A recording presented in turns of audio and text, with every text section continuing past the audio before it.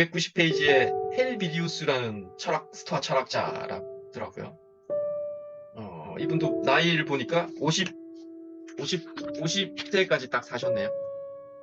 네, 그러니까 참 2000년 전만 해도 50세 정도가 뭐가 평균인지 모르겠지만 여하튼 네, 이 정도 사는 게 일반적이었지 않나. 좀 더 오래 사셨던 분도 있긴 하지만 네.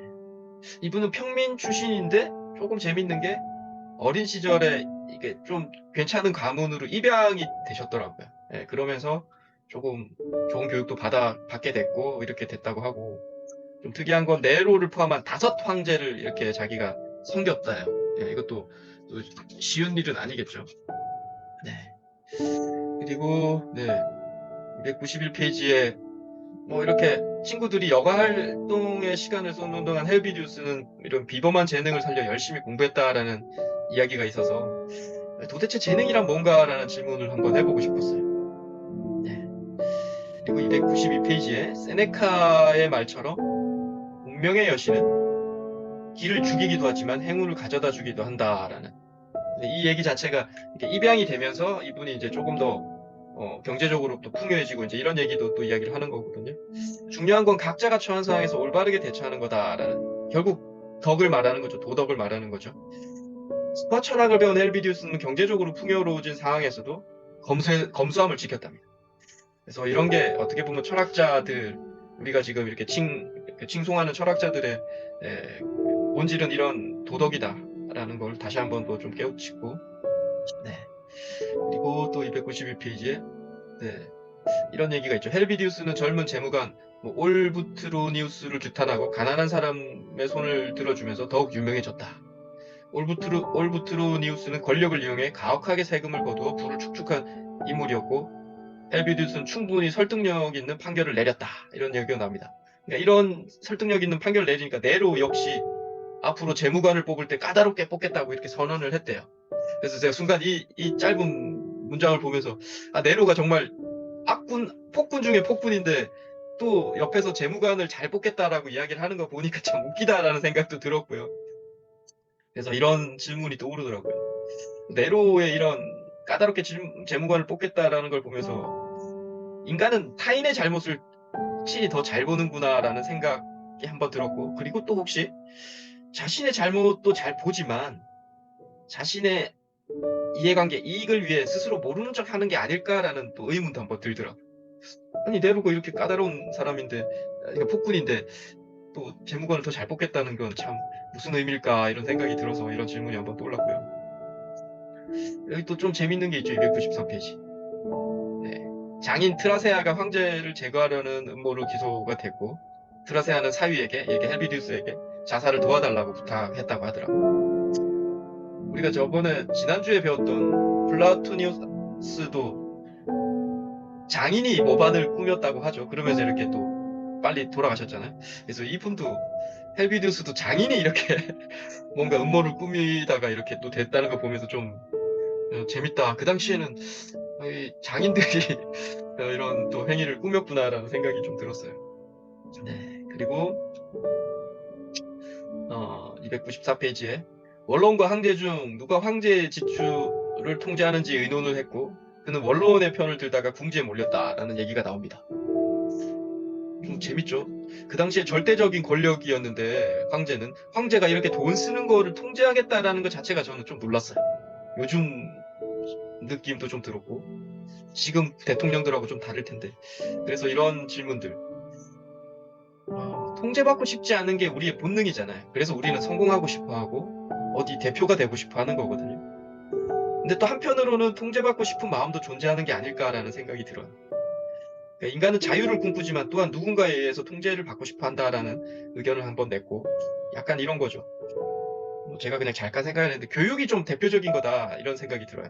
왜냐하면 우리가 받는 교육들 이미 다 알고 있는 교육들이지만 혼자 하는 것보다 동료와 같이 해야 오래 한다는 걸 알고 있잖아요. 그래서 이 말은 결국 주변의 시선으로 자신의 게으름을 피우고 싶은 자유를 통제하고 싶다는 의미가 아닐까라는 생각이 들더라고요. 그러니까 우리는 자유도 꿈꾸지만 옆에 사람을 통해서 좀 이렇게 얽매여서 약간 강제로 할 수 있게 하는 그런 장치도 필요하다라는 생각이 좀 들어서 한번 이야기도 나눠보고 싶었습니다. 그리고 네, 또 294페이지에 정말 이런 느낌이 들었어요. 그는 황제의 권위를 쉽게 인정하지 않았다. 헬비디우스는 노력 없이 얻은 것에 존경을 표할 가치가 없다라고 생각을 했고 군대 힘으로 제2의 옳은 일을 인정할 수 없다라는 또 그런 이야기도 나오죠. 그래서 황제가 시리아에서 전쟁에서 승리해 명성을 떨쳤을 때도 헬비우스는 황제를 떠받들지 않은 유일한 원로원 의원이었대요. 또 법무관으로 내린 모든 명령에서 또 황제의 징후를 사용하지 않았다 하더라고.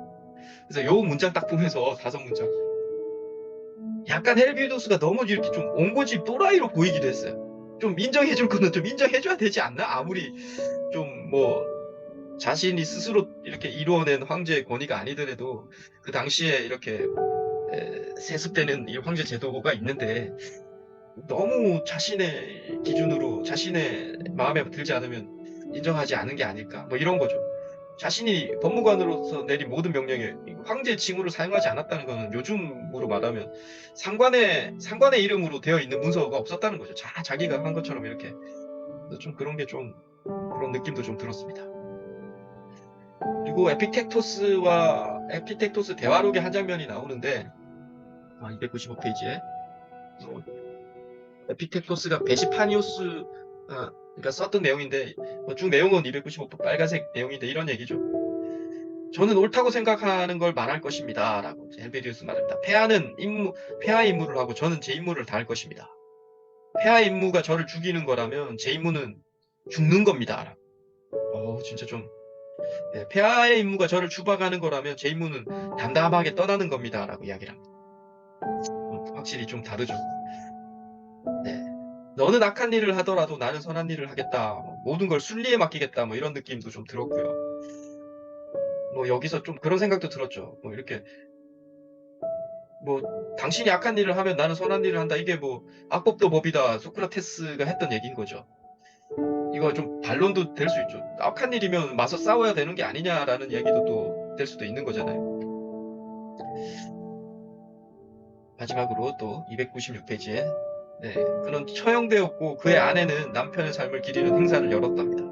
그리고 헬비디우스는 말이 아닌 행동을 유산으로 남기고 떠났다라는 얘기가 나오는데 아내가 남편의 삶을 기리는 행사를 열었다라는 상황에서 또 이런 또 생각이 떠올라요. 자신의 가족 등 정말 가까운 사람에게 인정받는 사람이 진짜 현자가 아닐까라는 생각. 네, 쉽지 않죠. 왜냐하면 우리가 외부 사람들은 우리의 그 액면적인 모습만 보는 거지만 실제 가족들은 나의 뭐 안에 있는 내용 뭐 모든 걸 다 볼 수는 없지만 그래도 진짜 내 삶을 보는 거잖아요. 그러니까 그런 사람들이 인정을 해준다는 얘기는 진짜 철인이고 깨달은 자고 현자가 아닐까라는 생각이 들어요. 물론 또 반론이 소크라테스 얘기가 나오죠. 소크라테스는 아내 크산티피한테 철저히 무시당했거든요.